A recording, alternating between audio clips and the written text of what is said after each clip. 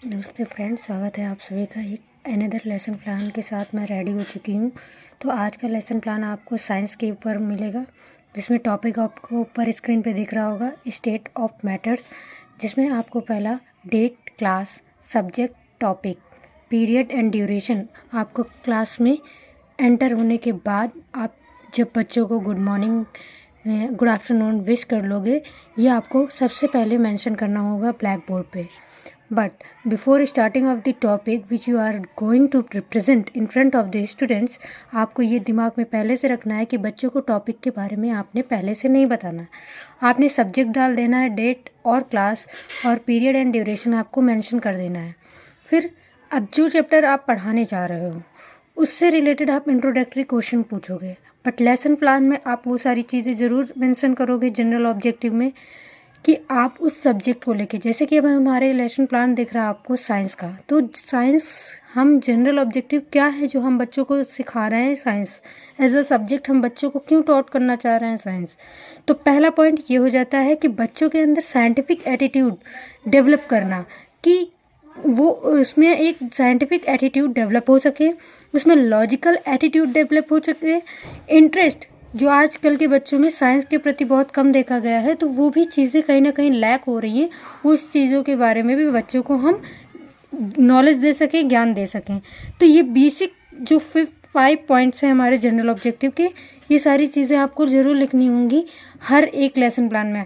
आदर you are making a science, English, Hindi, SST और as well as Hindi, सब में आपको जनरल ऑब्जेक्टिव ज़रूर होते हैं हर सब्जेक्ट से रिलेटेड, कि बच्चा ये क्यों सब्जेक्ट पढ़े, क्यों पढ़े इस सब्जेक्ट को। तो ये आपने 5 पॉइंट मैक्सिमम लिखने हैं, 7 या 8 हो सके तो बहुत अच्छी बात है, लेकिन मैक्सिमम आपने 5 पॉइंट तो ज़रूरी लिखने हैं। फिर बात आ जाती है आपकी स्पेसिफिक ऑब्जेक्टिव की। स्पेसिफिक ऑब्जेक्टिव में आपके नॉलेज ऑब्जेक्टिव या कॉग्निटिव ऑब्जेक्टिव भी कहा जाता है इसे।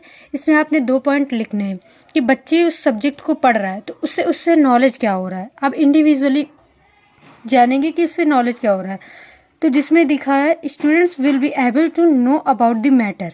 अब टॉपिक के बारे में हम बात करेंगे, स्टेट ऑफ मैटर पढ़ा रहे हैं तो उसमें जो स्टेट्स हैं उस मैटर के बारे में वो बच्चा वो जान सकता है, उसके बारे में मेंशन करेंगे। Student will able to know about the features of states of matter, यानी उसकी विशेषताओं के बच्चे जान सकते हैं उसके बारे में।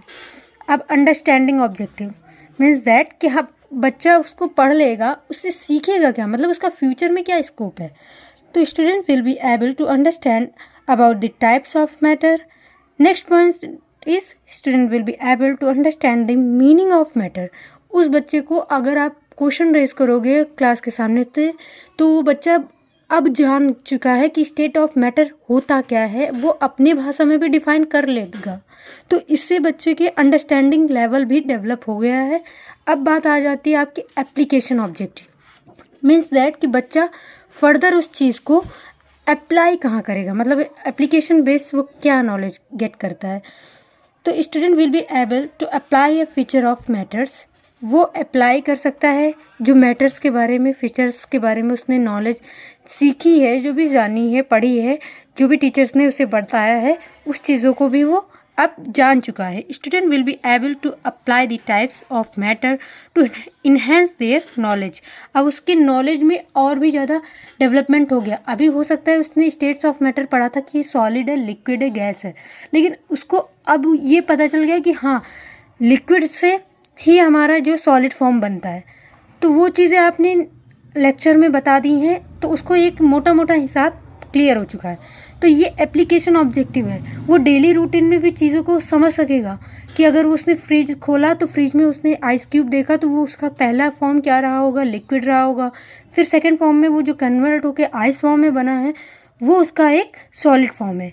तो इससे भी बच्चे ने क्या डेली लाइफ से भी ऑब्जर्व किया कि एप्लीकेशन ऑब्जेक्टिव को कैसे उसने ग्रैप किया। अब आप क्या करोगे, अब मेन टीचिंग स्टार्ट हो जाती है आपकी टीचिंग एड से, कि आप बच्चे को जो पढ़ा रहे हो तो उसमें कौन सी ऐसी चीज़ें यूज़ कर रहे हो कि अपनी क्लास को और इन्हेंस कर रहे हो, अट्रैक्टिव बना रहे हो, बच्चों का अटेंशन आपको आसानी से मिल पा रहा है। तो टीचिंग एड्स का बहुत ही बड़ा रोल होता है। आप जब टीचिंग कर रहे होते हो आप कोई मॉडल के थ्रू बच्चों को दिखा सकते हो, अगर आपके पास चार्ट हो तो वो चार्ट दिखा सकते हो, जिससे बच्चा अट्रैक्ट हो, आपकी टीचिंग में कंटिन्यूअस बना रहे, कोई भी डिस्ट्रैक्शन ना फील करे। मैं भी आपको इसके रिगार्डिंग मैंने जो चार्ट बनाया था वो मैं भी शो करने की कोशिश करूँगी। फिर बात आती है फोर्थ पॉइंट, जैसे है प्रीवियस नॉलेज। प्रीवियस नॉलेज, बच्चे ने स्टेट्स ऑफ मैटर के बारे में पहले से उसको क्या जानकारी, लिक्विड के बारे में उसे क्या पता है कि लिक्विड की एग्जांपल्स क्या क्या होते हैं। उसको ये पता है कि कोल्ड ड्रिंक एक लिक्विड फॉर्म है, कि सॉलिड फॉर्म है, कि गैसियस फॉर्म है। इसके बारे में बच्चों को प्रीवियस नॉलेज होना ज़रूरी है, तब टीचर उसको आगे की भी जो भी नॉलेज होगी वो प्रोवाइड करेगा। फिफ्थ पॉइंट आपकी बहुत ही इंपॉर्टेंट पॉइंट हो जाती है, जहाँ से क्वेश्चन आप बनाते हो, जिसे हम प्रस्तावना प्रश्न के नाम से भी जानते हैं हिंदी में, और इंग्लिश में इंट्रोडक्टरी क्वेश्चन पढ़ाते हैं। जब भी आप कोई चैप्टर पढ़ा रहे होते हो तो उसमें आपको ये ध्यान रखना होगा कि आपने उस टॉपिक से रिलेटेड कोई ऐसे सरल क्वेश्चन बनाने हैं कि बच्चा आंसर कर सके। मैक्सिमम आपने 5 क्वेश्चन बनाने हैं, और ज़्यादा से ज़्यादा हो सके तो अगर 8 बना लीजिए तो बहुत अच्छी बात है, लेकिन मैक्सिमम आपके 4 या 5 चल जाएंगे। अब जैसे मैंने गैस पढ़ाना है, स्टेट्स ऑफ मैटर पढ़ाना है, तो मैंने पहले क्वेश्चन रेज किया, which gas you inhale it. बच्चे को इतना तो नॉलेज होगा कि बच्चा कौन सा गैस इनहेल करता है या कौन सी गैस से वो जी पा रहा है या फिर सरवाइव कर रहा है। तो बच्चे ने आंसर दिया, we inhale oxygen gas.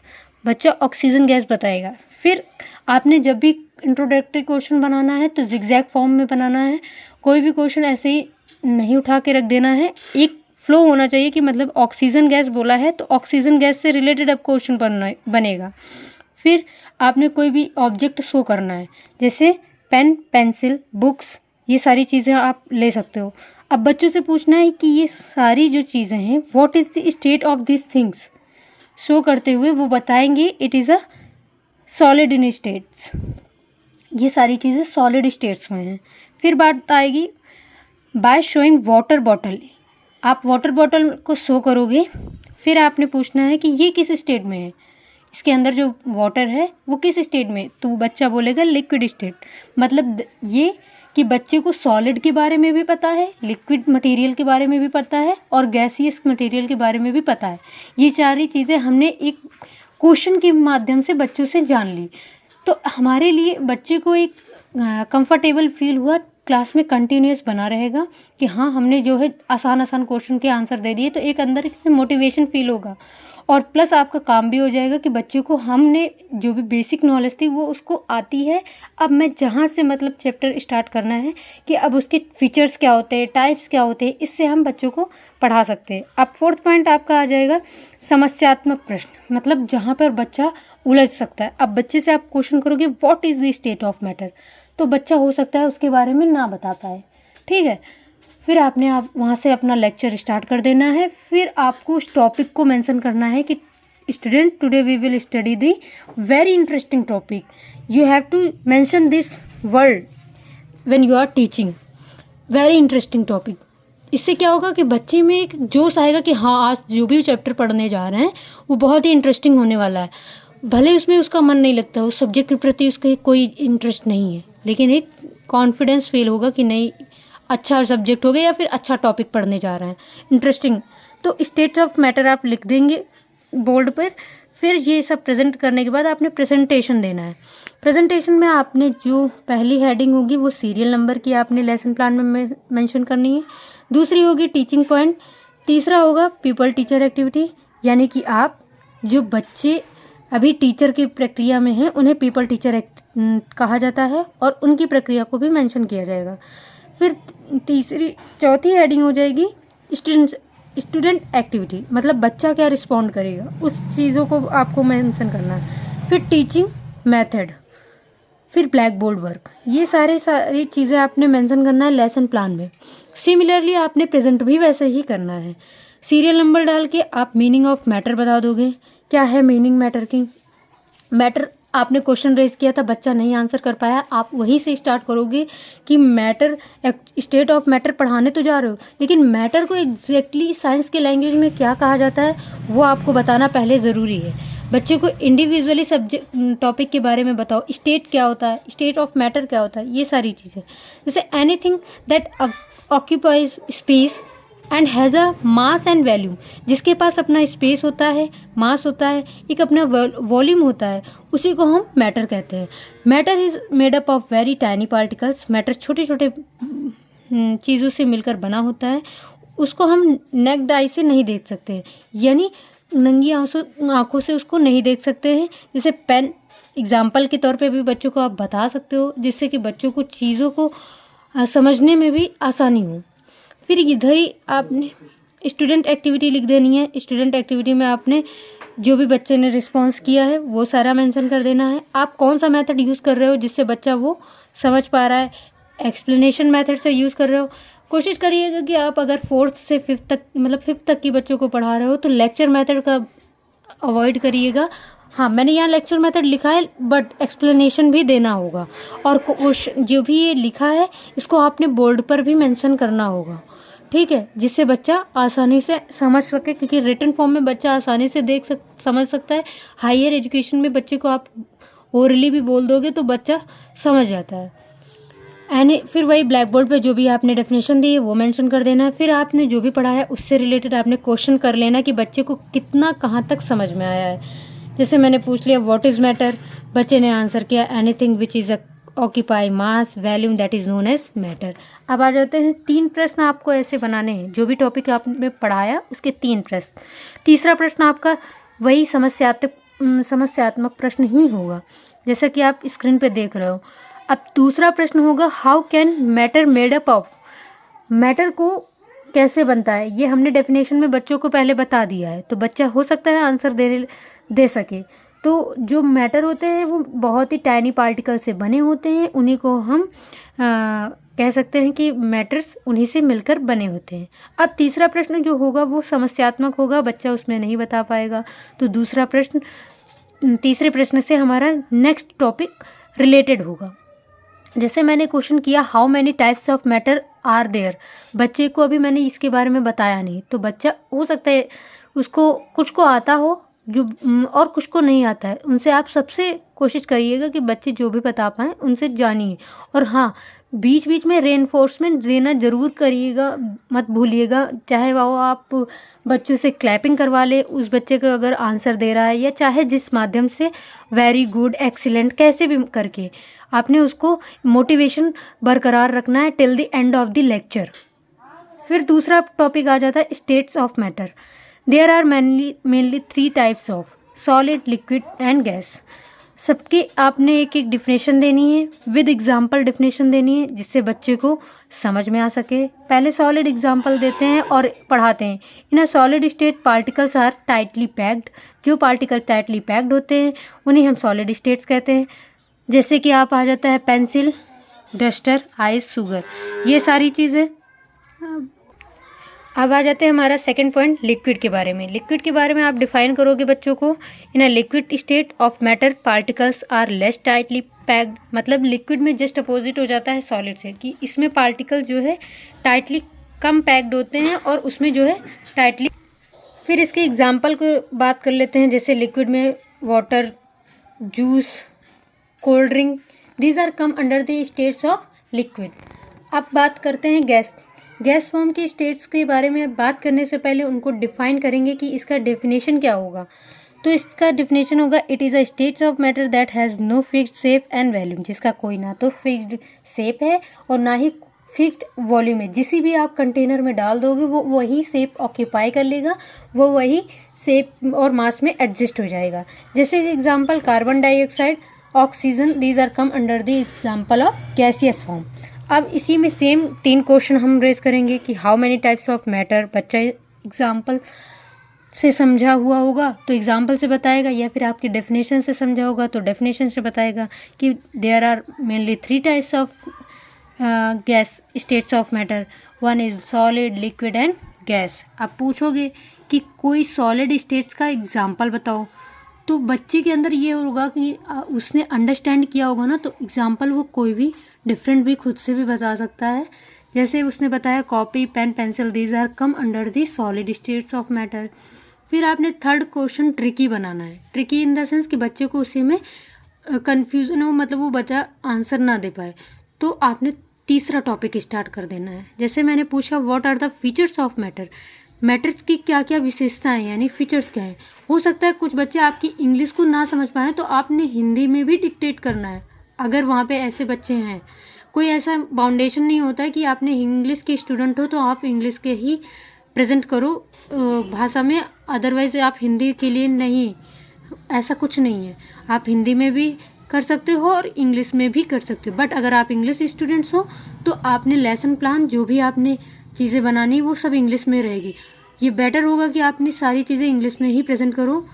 Student के ऊपर ये चॉइस है कि वो हिंदी में समझ पा रहा है कि इंग्लिश में, आपको बोलना दोनों में है, अगर हिंदी का स्टूडेंट है तो भी।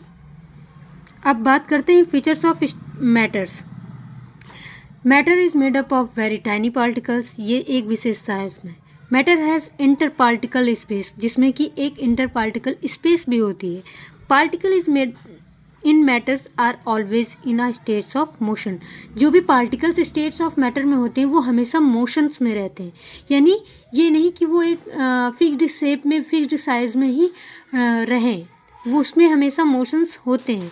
तो उस दौरान बच्चे आपकी बात को सुन रहे हैं तो आपने स्टूडेंट एक्टिविटी में लिखना है स्टूडेंट विल लिसन केयरफुली। फिर टीचिंग मेथड आप कौन सा यूज़ कर रहे हो, lecture method, demonstration method. Demonstration आपने जो भी जब चार्ट को आप दिखाओगे ना तो वो डिमॉन्स्ट्रेशन मेथड हो जाएगा। फिर जो भी आपने लिखा है ना बच्चों को ब्लैक बोर्ड पे आपने मेंशन कर देना है। फिर जो तीसरा टॉपिक पढ़ाओगे, मैक्सिमम आपको 3 टॉपिक कवर करने ही होते हैं। चाहे साइंस में तो बिल्कुल करने होंगे, साइंस हुआ, एसएसटी भी, आप जो भी टॉपिक पढ़ाओगे तो उसमें 3 टॉपिक तो बताने ही होंगे। जैसे मैंने पहले बताया मैटर के बारे में, फिर बताया स्टेट ऑफ मैटर के बारे में, अब मैंने बताया फीचर्स यानी विशेषताओं के बारे में। तो 3 टॉपिक इस तरह से कवर हो चुके हैं। अब उनकी कॉम्प्रिहेंसिव क्वेश्चन रेज करेंगे, मतलब ओवरऑल जो टॉपिक मैंने पढ़ाया है उनसे बच्चों को क्या क्या समझ में आया है उसके बारे में हम जानेंगे। जैसे कि अब हमने स्टार्टिंग से लेके जो भी क्वेश्चन था वो पूछा, जैसे आ जाता है आपका give some example of state of matter. बच्चा एग्जांपल देगा स्टेट ऑफ मैटर से, जो भी वो एग्जांपल उसने अब तक पढ़ा। जैसे आप स्क्रीन पे देख रहे हो बच्चा रिस्पॉन्ड कर रहा है, ऑक्सीजन है, कार्बन डाइऑक्साइड है, हीलियम है, ये सारी चीज़ें जो हैं गैसियस फॉर्म में आ जाती हैं। तो ये सारी चीज़ों के बारे में वो एग्जांपल देगा। फिर हो सकता है फिर आप क्वेश्चन नेक्स्ट करोगे how molecules of solid packed, कैसे वो जो मॉलिक्यूल्स हैं वो पैक्ड होते हैं। तो बच्चा कहेगा वो टाइटली पैक्ड होते हैं, इसीलिए वो आंसर उसका ये रहेगा। फिर तीसरा क्वेश्चन आपका हो जाएगा what are the features of matter. Features जो भी आपने बढ़ाया वो सारी चीज़ आप क्वेश्चन करोगे, वो बच्चा बताएगा it is made up of very tiny particles. What do you understand by the term matters, matters से आप क्या समझते हो, बच्चा उसका आंसर देगा। जो भी आपने चैप्टर पढ़ाया है, जो भी टॉपिक तीनों कवर करोगे वो 4-5 क्वेश्चन आप बच्चों से ज़रूर रेज करोगे। Which occupy space and mass and volume that is known as matter. अब ब्लैक बोर्ड समरी आपको 8वें नंबर पे स्टक करना है, हेडिंग डाल देना है ब्लैक बोर्ड समरी या black board work. Black chart paper से आपने वो चिपकाना है। बहुत कॉलेज में ये होता है कि जो भी ब्लैक बोर्ड आपने ये यहाँ पे लिखा है वहाँ पर भी चिपकवाते हैं, लेकिन जो मेरे कॉलेज का मतलब है उसमें ये कहा गया है कि ब्लैक बोर्ड आपको लास्ट में चिपकाना है और उसमें सारी समराइज फॉर्म में आपने जो भी ब्लैक बोर्ड पे स्टक किया है, जो भी लिखा है, वो सारी चीज़ें आपको वो वहाँ पे भी एज इट इज़ मेंशन करना है, जैसे कि आप ब्लैक बोर्ड पे यूज़ करते हो, जैसा ब्लैक बोर्ड का वर्क। और ये भी ध्यान रखिएगा कि ब्लैक बोर्ड राइटिंग का भी महत्व बहुत होता है, क्योंकि बच्चों को वो चीज़ क्लियर दिख रही है कि नहीं, राइटिंग समझ में आ रही है कि नहीं, इसका भी बहुत अच्छा पॉइंट होता है, इसका भी एक बहुत अच्छा रोल होता है। तो आप अपने ब्लैक बोर्ड राइटिंग पर भी कोशिश करिए कि अभी वर्क करें, और अगर हो सके तो आप ये जो A4 साइज़ के पेपर होते हैं उस पर भी आप सादे पेज पर विदाउट लाइनिंग आप प्रैक्टिस कर सकते हो।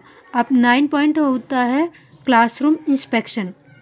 आपने सब कुछ बता दिया, अब बच्चों से क्लासरूम इंस्पेक्शन करोगे कि बच्चों को कौन सी क्वेरी है उस चैप्टर से रिलेटेड, और बच्चों से ये कहोगे ब्लैक बोर्ड वर्क को वो नोटेड डाउन करो।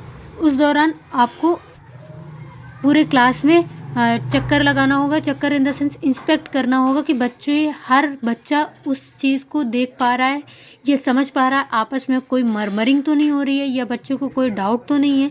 उन सब चीज़ों को आप एक एक सीट पे जाकर पूछने की कोशिश करोगे। कुछ बच्चे ऐसे होते हैं कि साइनेस के कारण वो आपसे क्वेश्चन नहीं रेज़ कर पाते हैं, तो ये भी आप कोशिश करिएगा कि उनसे इंडिविजुअली जाके आप क्वेश्चन रेज़ करो। फिर आपका आ जाता है रिकैप्चुलेटरी क्वेश्चन, जैसा कि स्क्रीन पे आपको दिख रहा है। ये आपको fill in the blanks, match it, true false, किसी भी फॉर्म में आप इस क्वेश्चन को मेक आउट कर सकते हो। फिल इन द ब्लैंक्स के फॉर्म में मैंने बनाया है, लेकिन इसको ब्लैक बोर्ड होता है ना, उसी में ही इसको मैंने मेंशन किया था 10th पॉइंट डाल के रिकैप्चुलेटरी क्वेश्चन के, जिसमें मैंने फिल इन द ब्लैंक्स के फॉर्म में क्वेश्चंस बच्चों से पूछा था और कुछ क्वेश्चन मैंने 2 टिक मार्क के फॉर्म में पूछा था, यानी ट्रू फॉल्स के फॉर्म में, जिसमें बच्चे को आंसर देना होता है और फिलअप्स वो स्वयं ही आंसर करके बोलता है। अब जो 11th पॉइंट हो जाता है होमवर्क आप ऐसा यूज़ करिएगा कि बच्चों को करने में एक अट्रैक्टिवनेस हो और वो उस चीज़ को करने की कोशिश करे। मतलब ये नहीं कि उसको उसमें एक ऐसा बोरिंग टाइप में हो, उसमें कोई पिक्चर ड्रॉ करने को भी कह सकते हैं। ज़्यादातर लर्निंग चीज़ों को फोकस करिए एज वेल एज प्रैक्टिस के फॉर्म में भी, चाहे वो पिक्चर ड्रॉ करने को या फिर फिलअप करने को। तो अगर आपको ये वीडियो अच्छी लगे तो प्लीज़ लाइक, शेयर और सब्सक्राइब करते जाइएगा। मिलते हैं अनदर इंटरेस्टिंग लेसन प्लान के साथ। अगर आपको और सारे लेसन प्लान के बारे में जानना है तो कमेंट बॉक्स में ज़रूर बताइएगा, मैं अगली कौन सा लेसन प्लान के बारे में आपको बताऊँ। धन्यवाद।